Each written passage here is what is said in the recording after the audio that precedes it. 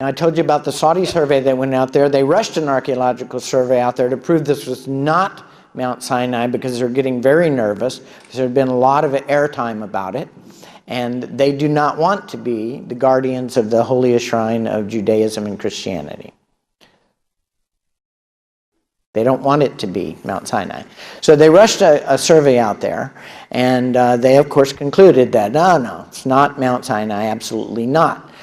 But they took all these pictures, and I want you to look at this picture on the left with the Arabic writing under it. That's from the Saudi survey, and the one on the right is from the Caldwell's archives. Okay, so they didn't Photoshop that one. That one has just been provenanced by the Saudis. Well, what does that say about the rest of their things? Well, they're probably not faked either, are they? Right. Look at these stone columns at the base of Mount Sinai beside the altar that was used for burnt offerings. You can see it in the background. Okay, now I want you to look at the kind of the off-colored stone that's kind of propped up against the other one on the left. And then look in the background of the next picture, same stone propped up against it. This is the same, a little different angle, but these are the same. Okay, Saudi survey on the left, Caldwell's photo on the right. Here's the Saudi survey picture of the altar at the bottom, and here's the Caldwell's picture. Right at the base of the mountain, there's a stream bed right there. In Deuteronomy it says a stream came out of the mountain right there at that point, that the altar was right at the base of the mountain. You can see some white dots there. Those are the columns to the 12 tribes that are right there, exactly like it says it is in Exodus. They built those columns right beside that altar.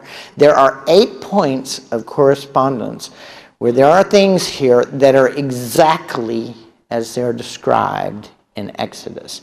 8 points of exact correspondence with this archaeological evidence.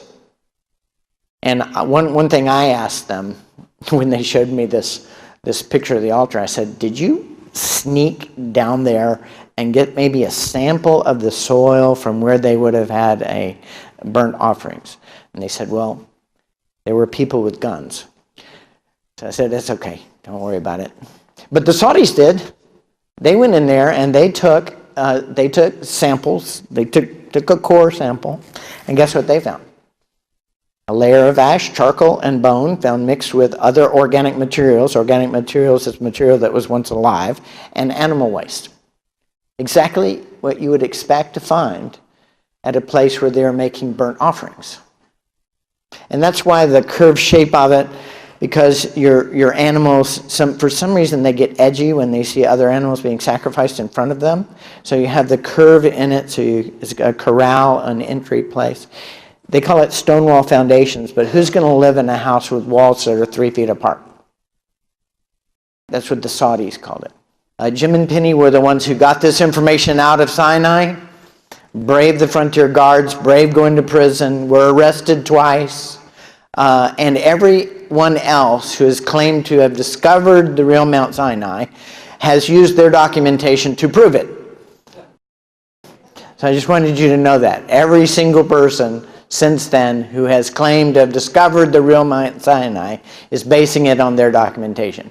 No one has ever provided any other documentation of it except for the Saudis themselves. They got in a tizzy and rushed in there to prove that this was not really Mount Sinai, and they ended up provenancing the evidence that is there. You know, provenance means evidence has to come with like a scientific credential, that it was discovered as part of a scientific endeavor, a real archaeological dig, for example, so that we can have a reasonable estimation that it's valid information.